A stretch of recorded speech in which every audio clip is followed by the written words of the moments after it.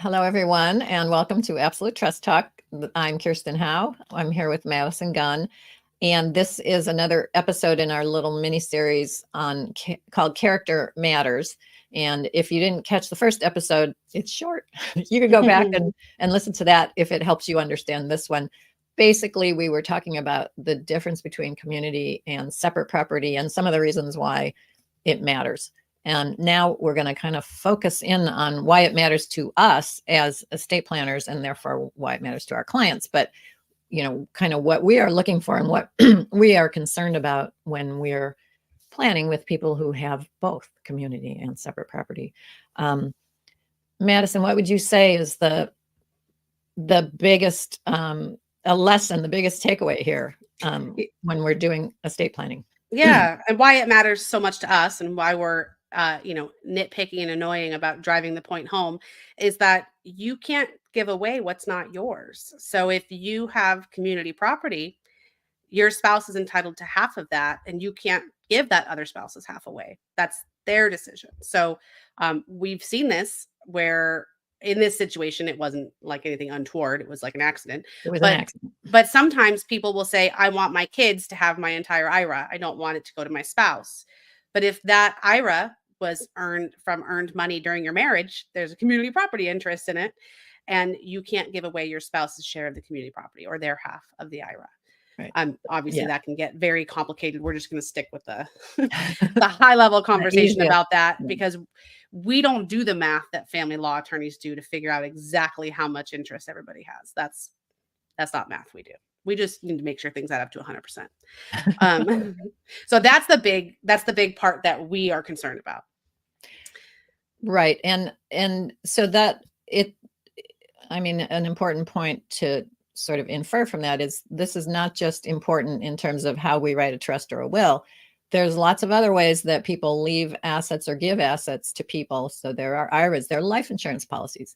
You cannot make somebody other than your spouse the 100% beneficiary of a life insurance policy. If that policy was paid for with community property, your spouse owns 50% of that death benefit. Right. So, what if you have a bank account that's just in your name and you put a beneficiary on it, but that money was your income during your marriage? Your wages. Yeah. Mm-hmm. Yeah. Same thing. So this can present itself in all kinds of contexts, not just when you're sitting in your attorney's office planning out a trust or a will. But that's what we do. So we're going to talk about that too. We have clients who will come in and say, this is really funny to me. I've said this many times before. Second marriage, and they come in to do estate planning together for the first time because it's so common. They've been married 8 to 10 years. That's the time frame that I see literally half the time when a blended family is coming in. Yeah. It's like, okay, I guess this second marriage is going to work. Now we'll do estate planning. So they come in, oh, I had this when we got married. I had that when we got married. And now we have this together, separate community. But as we talked about last time, it's not that clear. People will come in and tell us what their community and separate property is. But unfortunately, as we discussed in the first episode, the character is something that's born by its definition. When you acquired it, how you acquired it, that determines whether it's community or separate property. Not you, unfortunately. However, you can change that character. So you do have the option to do that. Not in our office. Right. We don't do that. So changing the character of an asset, in other words, pointing to that asset and saying, this is my separate property, but I want it to be community property. That's called transmutation. Transmutation means change. Right. And you can do that. First of all, it has to be in writing. It has to be in a writing signed by the person who is impacted by that. So if you're changing your separate to community, the person whose separate property it was is the one who has to sign it. If you're doing the opposite, going community to separate, then both spouses really need to sign that. But right. Anyway, so you can change it. And sometimes that makes sense for tax reasons or just for marital reasons. you want that for your spouse. But when it comes to more than just one piece of property, because that, one asset or one piece of, typically we see it on a house. it's on real estate. That's typically where we see it on real estate. And the language has to be very explicit on the deed or whatever you're doing to change the character and signed by everybody. So it's not something that you can just put in both your names. That doesn't just make it community property. Community, right. That's not how that would work. You have to have explicit language on there that says this is a transmutation. Right. So that's how that would work. And that word is very specific too. One of those legal terms. However, if you're changing all of your assets or you're confirming what is separate, what is community, this is how we've been treating it, but we want to make sure that this is how it stays. You have to do either a prenuptial or premarital agreement prior to marriage, or you can do a postnuptial or postmarital agreement after you're married. Right. So a prenup could say something like, this list is my separate property. This list is your separate property. And we both agree that no matter what happens, it doesn't matter who pays the mortgage, who pays the property taxes, who pays for the new roof on the separate property, it will remain our separate property. You can have an agreement like that. It can say my income stays my separate property. Yeah, you can agree to all kinds of things that are different from the law, as long, and so you can do that in a prenuptial agreement, or you can do it in a postnuptial agreement. Right. If you didn't have a prenup, but now you see the value in doing that, which typically because your estate planning attorney is telling you need to do this. That's where we really engage a lot with the family law attorneys. Because why do we use family law attorneys for this, Madison? Because how you do a prenup or postnup, first of all, both are wildly different in terms of procedure. A prenup and a postnup are different. And we don't know what the procedure is because it changes. Every time there's like major court case or a major divorce case that goes to litigation, that procedure might change a little bit. I mean, when I was in law school, there was like a 7-day waiting period prior to getting married. You could not basically force someone to sign a prenup the day of the wedding or the day before the wedding. There had to be a waiting period. Right. I'm sure there still is, but I don't know what, it changes. So the family law attorneys, that they have to be involved. They have the expertise. They know the family law code and they know the case law because that's their area of the law. That's not our area of the law. So we team up with them when we need a family to have a postnup. It's usually a postnup that we're insisting upon, and they do it, and they do it right. Because if you don't do it right, it's not going to be enforceable. Right. There's all kinds of disclosures where you have to, let the other spouse know everything. There's all kinds of little procedures that have to be done, and I think everybody has to have their own attorney. And if if you agree to use one attorney, there's probably extra procedures to make sure that agreement is solid. Yeah. So they're all things that we don't deal with on a daily basis. So we use family law attorneys to bring them in. Just as they would not be writing your will. The family law attorney is not going to write your will.